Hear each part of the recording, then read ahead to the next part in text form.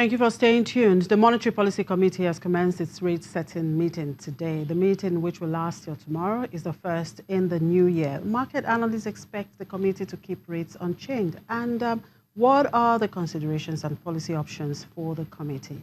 Temple will be having this conversation with Adedayo Bakare, Macroeconomic Strategist with Afrinvest Securities. Temple. Right, thank you, Chimbaze. Like you said, we've got Adedayo Bakare here. So in the last meeting of 2018 was in November, of course, 21st and 27th, just like these two.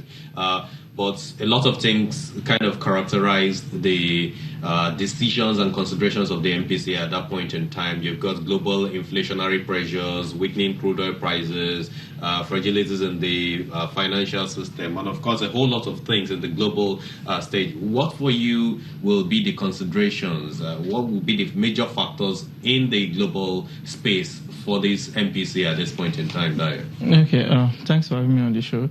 I think it's still, most of the issues we saw in November 2018, so they are all still intact. So the global trade tensions between the US and China. Since the meeting, we see that we've seen a situation where they reached an agreement in December to a 90-day ceasefire, which is going to come to an end by February, towards the end of February. So by the end of February, we have more clarity on the direction of trade between the US and China. But for now, the situation remains calm, although the existing tariff remains in place.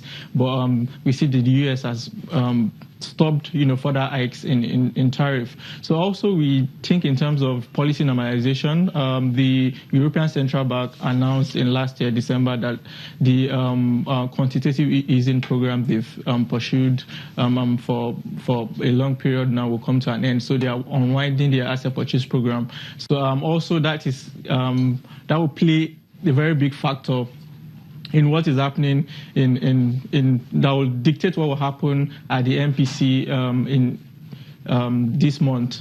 Tomorrow, the decision that will be made tomorrow.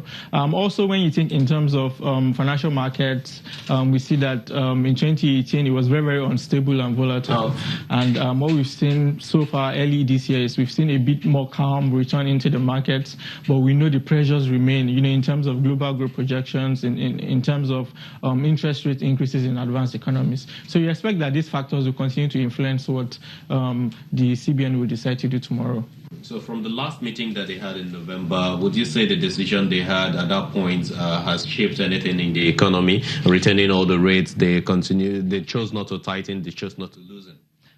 At this point, we know the Monetary Policy Committee meeting is mostly symbolic, because the MPR, for instance, which is the key benchmark interest rate in the economy, has remained unchanged since 2016. Yeah. And we've seen a situation where the CBN has instead been, tweaking its, yields in the market through its primary market auctions, its treasury bill auctions, and its OMO auctions. So, obviously, you expect that will remain, and that was what remained in, November and December. Although at the last meeting, we saw the policy committee members take on a more dovish tone, because they were concerned about, slower than expected growth. And from the numbers we saw in December, we saw that growth was still lackluster at about 1.8%. Unemployment is around 23.1%, and inflation remains at double digits, still elevated.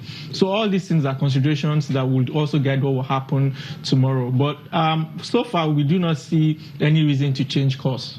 So one of of course, there's this consensus among you analysts that the stance will be maintained, and of course all rates are across the policy rates, and of course all the parameters will be kept intact. But then some have also said that because of the fact that we will see other emerging market central banks increasing rates this year, there's likelihood for Nigeria to also increase its MPR. How come it is not going to happen at this time? Okay, for us, we know that in terms of global we've seen a situation where the risk environment is elevated, even globally. So the trade tensions that's happening, the financial market volatilities that we've seen. So we've seen a situation where even the Federal Reserve of the US, they are guiding towards lesser rate hikes in 2019. So the market is expecting about 2 rate hikes in 2019. In 2018, we had about 4. Then also, if you go to the UK, there's all this uncertainty around Brexit. So you don't expect the central bank to increase its policy rate. Then also, if you go to the ECB, although they've unwidened their asset purchase program, they are also not tweaking their monetary policy rate at current times. So when you bring it to the context of emerging markets and the Nigerian markets, we already know in Nigeria we are offering real positive returns when you adjust for risk and you adjust, in terms of your adjustments for inflation. If you look at yields in the treasury bills market, it's currently at elevated levels. It can compare favorably with what is going on in emerging markets. Don't forget, I've mentioned that the MPR at this stage is just symbolic. The market rates are significantly higher than what you have for MPR. So in terms of competitiveness relative to emerging markets, we expect the Nigerian market to remain competitive, to attract foreign capital and retain foreign capital, especially after the elections. So at the meeting before the last year, we saw some initiatives rolled out by the central bank, some kind of quantitativism, seeming quantitativism measures where they intend to lend to banks, from the CRR and all. But in recent times, we've seen some kind of stability in the financial market. We've seen elevated liquidity, as I said earlier.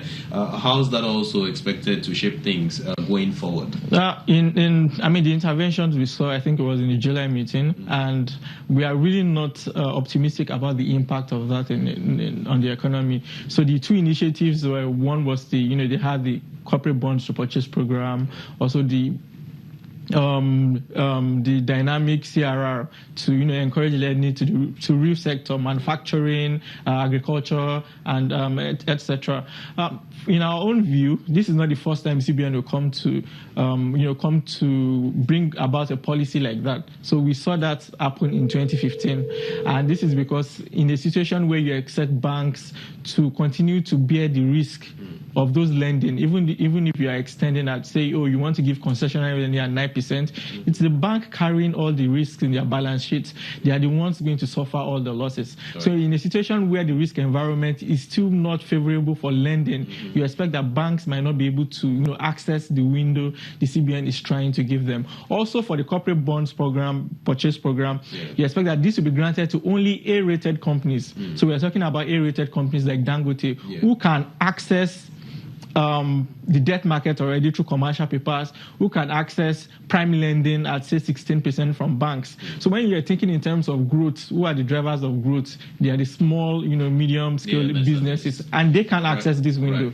So we are less optimistic about the impact that will have on growth as well. Unfortunately, we really don't have more time, but we need more time to be able to move on with this conversation. Thank you so much, Adedayo Bakare, for your thoughts. Back to you, Chimeze.